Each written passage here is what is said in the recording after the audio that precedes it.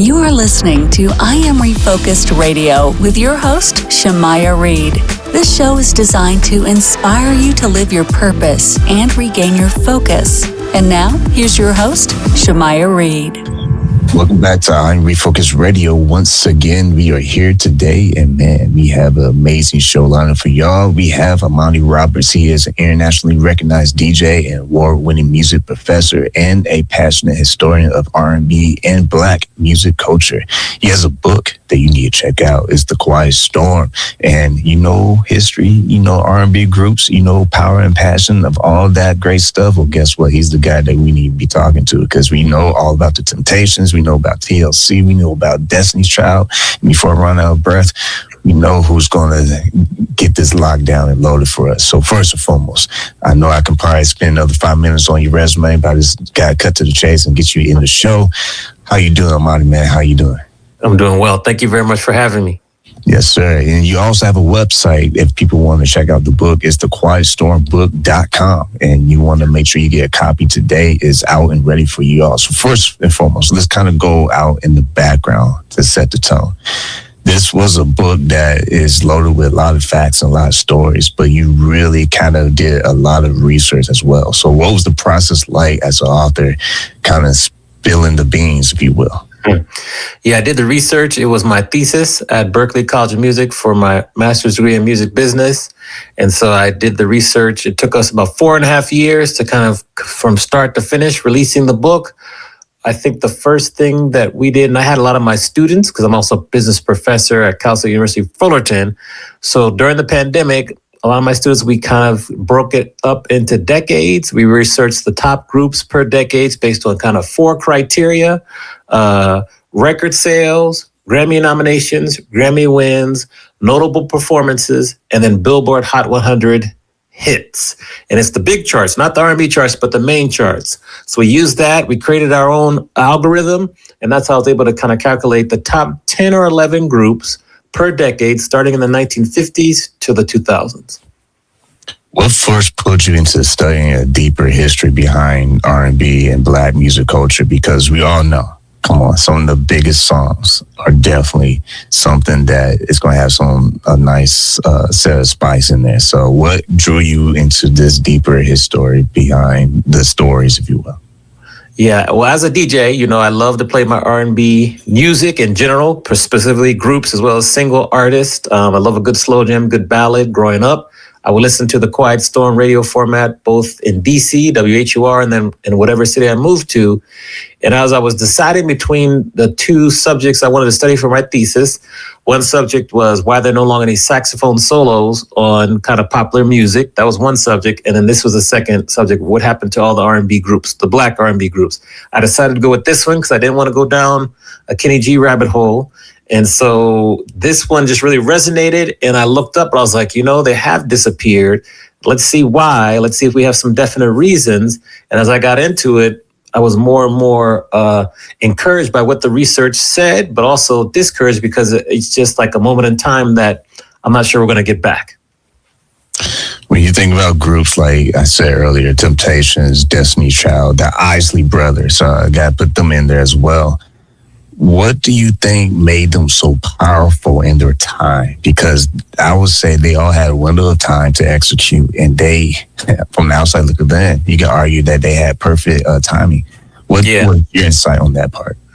I would say, I'm glad you mentioned the Isley Brothers, because they are, I love to cite this fact that they're the only group in history to have Billboard Hot 100 hits in every decade, starting in the 50s all the way to the 2000s. And that has yet to be done again. I doubt it'll be done again. Never say never, but they're in rare air.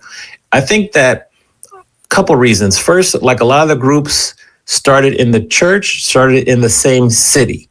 And they started together as like kids, young adults or kids, and they grew up together. So you have many groups, like I love the site Jodeci. They kind of started in the church. Now there was 2 kind of separate groups that joined together, but they started in the church and grew up together. You know, the Supremes, they kind of started together in like the Detroit area, came up together. Boys to Men, they were in high school together. I mean, they tell the story very well in Philly. So you have these groups that are starting together in either school, whether it be middle school or high school or college, like Shy, which kind of came around towards the end or end of high school, beginning of college. And then they grow up together, or they start in the church and they meet each other and they go from the church and they start very regionally, whether it be TLC in Atlanta, Destiny's Child in Houston, Boyz II Men in Philly, Shy in DC, or Detroit, which is a factory in its own. They grew up together. That allowed them to stay together longer and to really grow from their city or region internationally. Once again, listen on Refocused Radio and talking to our special guest today, Amani Roberts. Make sure you go get a copy of the book that we're talking about, thequietstormbook.com. Again, that's thequietstormbook.com. My next question is, a lot of people, when they think about R&B groups, they often focus only on the hits. But just like any other great story, there are some behind-the-scene moments of some struggles in these groups, that adversities that they had to face, and that sometimes doesn't get told because we always focus and zoom in on their fan base and all the hits that they've done. But behind the curtains, there's some real-life stories. So how did that play a role in your research and understanding them as a human as well? Yeah, well, part of the book, we talk about the rise of each group and then maybe their fall, if they fell or they kind of dropped out or stopped singing. There's some groups that are still around that are doing well. And probably the most common themes in terms of why a group would break up would be drug use, but really it's money.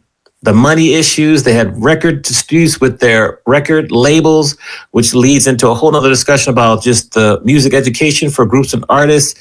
That was probably the most common reason why groups would fall apart. It would always come down to share of revenue, ownership rights. I mean, back in the day, the groups would just come in and sing the songs. They didn't have any songwriting credits. They didn't own the publishing. As we get closer to our current era, some groups were smart about it and own their work and own their publishing, or at least were able to get back a portion of it. But that was a big issue. And then drug use, that really tore apart some groups too. But really, I think the number one issue based on my research is just lack of education in terms of how to protect their assets, which is the music, and just groups, just not feeling like specific members, not feeling like they were getting their fair share. When you think about cultural impact that these groups have had over time, I mean, good music, great music is always timeless. But when you zoom in on social change and you think about community, when you think about identity, how have these artists helped influence some of these movements to shed light to important things that are going on in the community? I like to kind of bring two groups up when this topic comes up. Obviously, the Impressions, which were in the mid-'60s, they had a couple songs that really spoke to the civil rights movement, whether it be Keep On Pushing or People Get Ready. And then Sly and the Family Stone towards the end of civil rights in the late 60s, early 70s, like Everyday People. So back in the 50s and 60s, even the Isley Brothers had the song Fight the Power. Like that was back in the 50s or 60s. Groups were more emboldened to speak out about issues, whether it be racial, cultural, demographical issues. As you get to the 70s, really the 80s and 90s, then nowadays, groups are a little bit more protective of their brands. They don't want to say too much. They're a little bit less outspoken. Now in hip hop, that's different. They definitely will talk about it. But R&B groups, nowadays, they don't really cover that too much. Now, we still sing about love and issues within the family and heartbreak and things like that, which are important to talk about. But in terms of social issues, groups in like the 50s, 60s, and early 70s were really focused on speaking about that in terms of some of their music. And furthering the discussion and cultural impact, they also help shape fashion and dance and how we kind of look at those things. Because when school year back in the day, I know when I was growing up, we always, I don't know about you, but I remember we had our brand new outfits ready for first day of school and always looking fresh. And a lot of those outfits were inspired by some of the most powerful celebrities in the times and in those areas. So how has that helped shape over the years the fashion and dancing and all that jazz? Oh, it's at the forefront for sure. Like me growing up, we wanted to look like New Edition, all the people in New Edition. That's kind of my time's era. Then you have after that, you have other groups like Jagged Edge, Guy. Just, you wanted to look, they would bring the fashion to us. We knew it was hot. We would see what they were wearing. We try to emulate that. The females, you could start with the Supremes. They were probably one of the earlier groups that really, really stood out with their fashion, their choice of outfits. And then it just continues on through like Even a group like Climax, in the 80s, they were very, very different in terms of their fashion, but people loved what they were wearing. You get to the 90s, you have the SWV, TLC, of course, with the baggy jeans and all the outfits like that. Then Destiny's Child came towards the end of the decade. So absolutely, always at the forefront in terms of fashion, always. And you hit something there with the baggy jeans. That was popular in the 2000s. So yeah. With that's a good transition segue in talking about why did R&B groups start to disappear on the Billboard charts after the mid 2000s, if that's correct. There's so many factors. The factors I focus on, obviously we had the music recession. So labels just saw how much groups were costing them, whether it be a combination of choreography, makeup, you have to track down 4 or 5 people, background singers, all sorts of things. Whereas we were really entering into that era of like singular artists, singular with internet. You have YouTube, it's one person talking to the camera. That's one factor. The Telecommunications Act of 96 was supposed to diversify radio. You ended up having 3 main companies buy up radio stations, Town Square Media, iHeartRadio Media, and Cumulus Media. They went to a playlisting format. So it really, really limited the newer groups that could get on the airwaves. That's a kind of unheard. People don't talk about that a lot, but that had a really, really, unfortunately, negative effect. Then you had the emergence of hip hop and EDM music.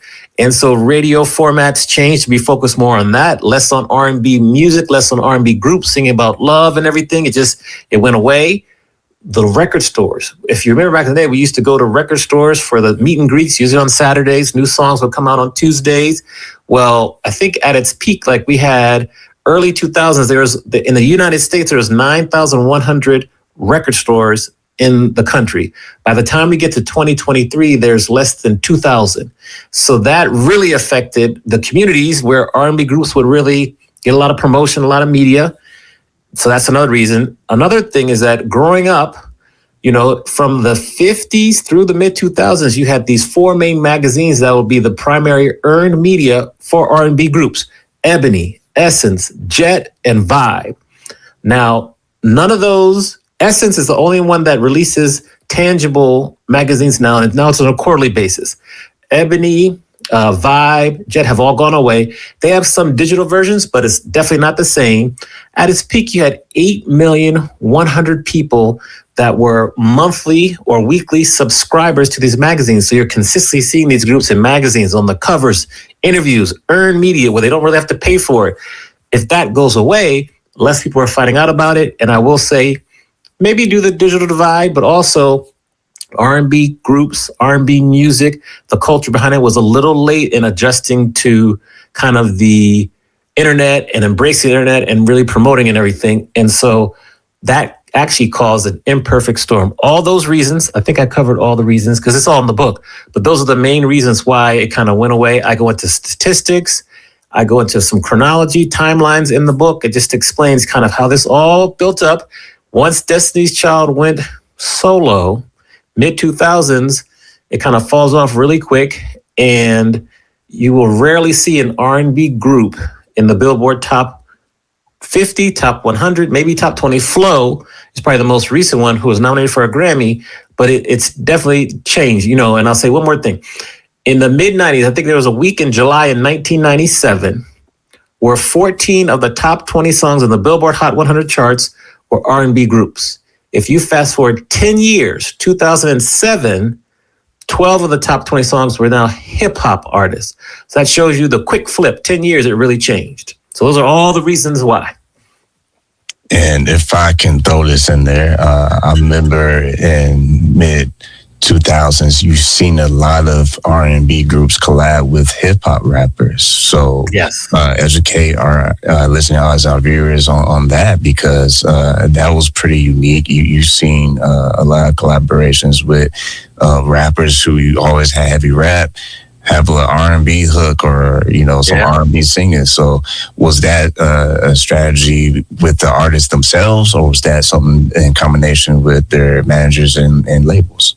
That was a good strategy just to kind of spread in their audience and grow their audience. Because if you remember, back in the day, hip hop wanted nobody singing on their tracks. They wanted it to be like all hip hop, no R&B. Then it kind of switched. I think really one of the breakthroughs was when Method Man and Mary J. Blige had the duet "You All I Need," which was a Grammy win. That really kind of helped. And then you started to see like Ashanti would sing a lot of hooks for a lot of hip hop songs, and you had a lot of other songs that were hip hop based. I remember "Let's Get Married." You had Run DMC and Jagged Edge together, so that was pretty different. And if you go back in the day, you think like "Walk This Way" was Run DMC and Aerosmith. That was kind of like a clue, but it took a while to catch up. And then you started to hear more and more to the mid 90s, early 2000s, and then it continued to take off. But it became more acceptable for an R&B group to sing a hook on a hip hop song. But you see, it was mainly a hip hop song and the R&B group was singing the hook. It wasn't reversed. So they kind of took a back seat, but it became more acceptable. It became promoted, and that was beneficial to R&B groups.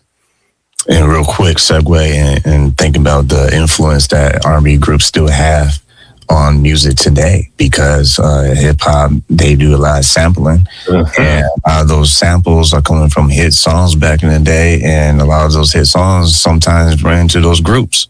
Absolutely, like the Isley Brothers, one of the most sampled groups in history. They still get sampled, and now you look at let's say Kendrick Lamar, his award-winning song "Luther." He's sampling a Luther Vandross song. Like, most people think that's an original. A lot of young kids do. I'm like, no. Let's listen to where he's getting this from. And so you have, groups that get sampled all the time, particularly like groups from the funk era, like the 70s and 80s. Like, they get sampled all the time. And really, based on all the interviews I've listened to, I listened to like thousands and thousands of hours, the current hip hop artists are paying tribute to the R&B groups of the day by sampling them.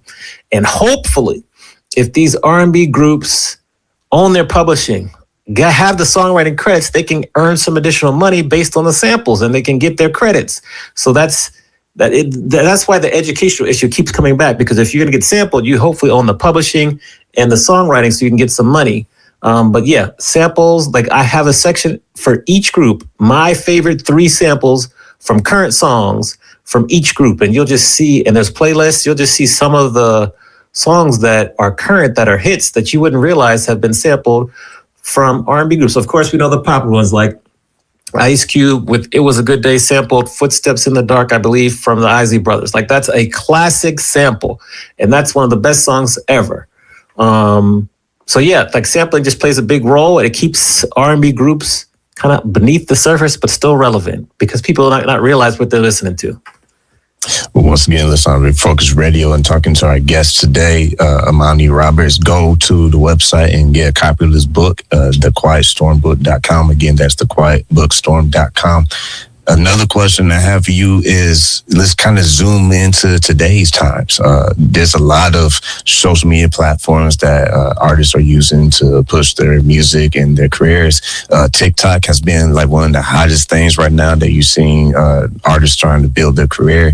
When you think about streaming and independent distribution, what are some ways that you're seeing these tools being made easier or maybe harder for R&B groups to succeed in today's time? Yeah, today's time is a little different. I would say we look at streaming like you have the Deezer, you'll have Apple Music, Tidal, Spotify. I personally think, and many experts do, that streaming is more marketing. Most artists and most groups won't make a lot of money off streaming. It's very, very small, but you can get your music out there. You can get on playlists, get your music out there. Where you really, groups, single artists really have to focus is you want to grow your community, your platform, as they say. You want to make sure you have a fan to artist platform where you're building community, whether it be on a Patreon, a Discord, even using Even for your releases. You want to grow, it seems basic, but you want to be growing your email list so you could email your fans directly, grow super fans. We love our social media platforms, but as we've witnessed, back in the era of MySpace went away. TikTok went away for 12, 14 hours. It can go away tomorrow. So I really caution artists to solely focus on the social media platforms. It's good also, but you want to try to own, that's part of own media, own your audience. And then I think using the platforms, there's some new ones coming out, but going on tour, really important. But really, the focus is you want to grow your audience via email lists, via touring, and via your direct fan to artist platforms. So you can follow. I like to teach my artists the 1,000 True Fans method.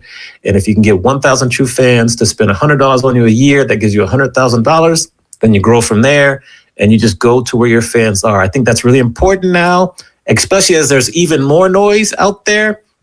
The more you can grow your audience and make it small and intimate and still grow, the better, in my opinion. When you look through the professor's lens, you mentioned earlier in the interview working with students on this. What are some of the insights that your students were able to realize that they probably didn't before the research? They had no idea just how the history of R&B in general and groups. They had no idea that a lot of the music that they were listening to or they love were remakes from R&B groups singing that song in the past. Sampling is what really blew their mind. They just didn't understand the depth and the breadth of how much samples from R&B groups played into the current hits that they were loving. Those are the three things that just completely just kind of blew their mind. My last question before we sign off is, when you think about the future of R&B, and if R&B groups come back, make a comeback. I mean, let's before I ask that question real quick, what do you think about some of the recent reunion groups that are taking place? I think there is some going on in Michigan. That's my neck of the woods, my mom and dad's side of the family.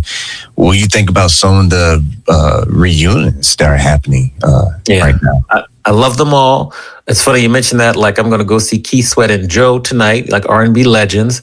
I think reunion groups are good. Our legacy groups continue to tour and do well. You can still see the Ozzy Brothers on tour. You have Boyz II Men, New Edition, and Tony Braxton going on a worldwide tour this year. Phenomenal.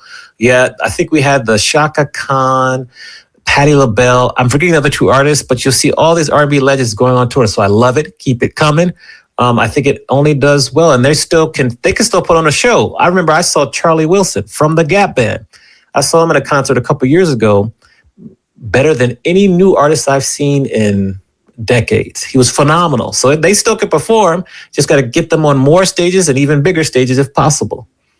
I'm glad I asked that because it ties perfectly my last question. That's for the young next generation of R&B artists and R&B groups. If they make a comeback, do you think that is something that young people might be inspired by and start forming R&B groups again and be inspired by these legends and kind of say, hey, maybe it's our turn to take the next level and see what we can do, be inspired by the ones who came before us?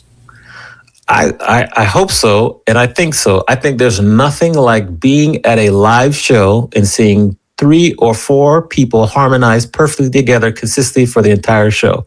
Absolutely. I know a lot of people, and myself, are a little concerned, like we don't think that R&B groups can come back, new groups can come back and fill the funnel, so to speak. But we have to look at the genre like K-pop. Now, K-pop is big and the groups are doing well. What are they doing that when I say we, I'm saying R&B groups, R&B artists what are they doing well that we can adopt and follow and emulate? Because they are copying, in terms of when they look at their music, their videos, their style, they're copying R&B groups from past. You look at a BTS video, their act, just like New Edition. You look at Blackpink, it's just like TLC. So they're emulating, copying what was done in the past. What can we copy from them to bring it forward?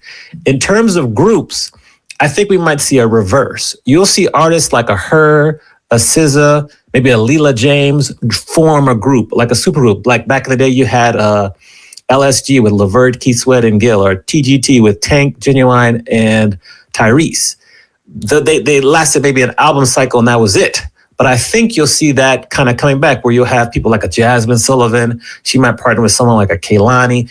Just different combinations of current R&B stars that will join together as a group, similar to Silk Sonic, and produce 1, 2, maybe 3 albums, hopefully go on tour together. I think that's what we'll see moving forward. I hope so, because there are lots of talent. And I think they can work together once they get through kind of all the contractor issues.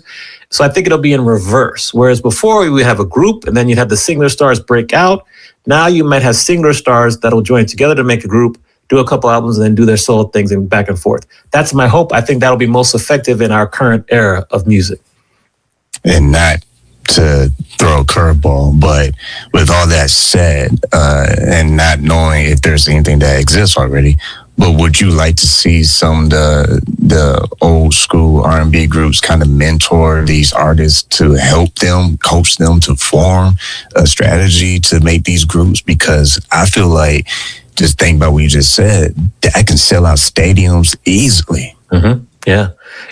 I would hope that they would mentor, but when you're mentoring someone, you have to have kind of two willing parties. Like they obviously would be willing to mentor, but we want the younger artists to be open to listen, to be able to take the feedback, not take it personally, and apply the feedback or be open to the mentoring. So if there are two willing parties, I think it can be an amazing success. Absolutely.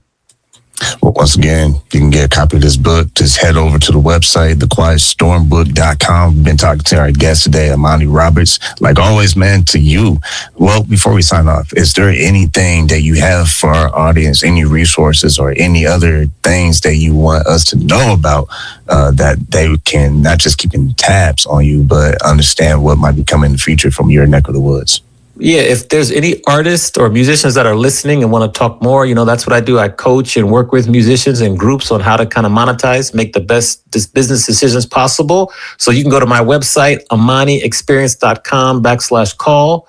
Leave a note there. I'll get on a free call and talk about how I can help you kind of earn more money, make better business decisions as a musician, and just continue to support the book, share it with a friend.